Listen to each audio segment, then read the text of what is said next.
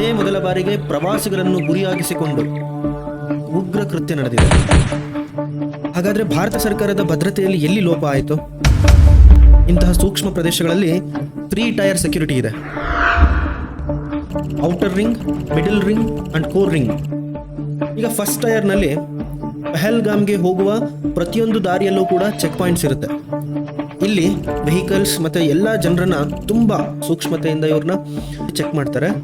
ಇಲ್ಲಿ mainly army personality ಮತ್ತು paramilitary forces ಇರುತ್ತೆ, CRPF. ಹಾಗೆ ಸೆಕೆಂಡ್ ಟೈರ್ ಸೆಕ್ಯೂರಿಟಿನಲ್ಲಿ ಟೌನ್ ಮತ್ತು ಅದರ ಸರೌಂಡಿಂಗ್ ಏರಿಯಾಸ್ನ ಸ್ಕ್ರೂಟಿನೈಸ್ ಮಾಡ್ತಾ ಇರ್ತಾರೆ, ಚೆಕ್ ಮಾಡ್ತಾ ಇರ್ತಾರೆ, ಪೆಟ್ರೋಲಿಂಗ್ ಮಾಡ್ತಾ ಇರ್ತಾರೆ. ಇಲ್ಲಿ ಲೋಕಲ್ ಪೊಲೀಸ್ನವರು ವರ್ಕ್ ಮಾಡ್ತಾರೆ.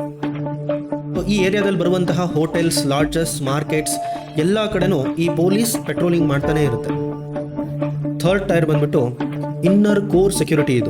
ಇದನ್ನು ನಾವು ಡೈರೆಕ್ಟ್ ಸೆಕ್ಯೂರಿಟಿ ಅಂತನಾದರೂ ಕರಿಬೋದು. ಈ ಡೈರೆಕ್ಟ್ ಸೆಕ್ಯೂರಿಟಿ ಫೋರ್ಸ್ ಇರೋದೇ ಈ ಮೊದಲೆರಡು ಸೆಕ್ಯೂರಿಟಿ ಫೋರ್ಸಸ್ಸಲ್ಲಿ ಏನಾದರೂ ಲ್ಯಾಪ್ಸ್ ಆಗಿ ಉಗ್ರರು ಒಳಗೆ ಬಂದರೆ ತಡೆಯೋದು.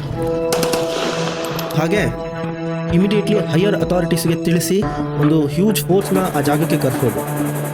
ಈ ಬೈಸರನ್ ವ್ಯಾಲಿಯಲ್ಲಿ ಯಾವುದೇ ಆರ್ಮಿ ಪರ್ಸನಾಲಿಟಿ ಅಥವಾ ಪೊಲೀಸ್ ಇರಲೇ ಇಲ್ಲ. ಈ ರೀತಿ ಯಾಕಾಯಿತು?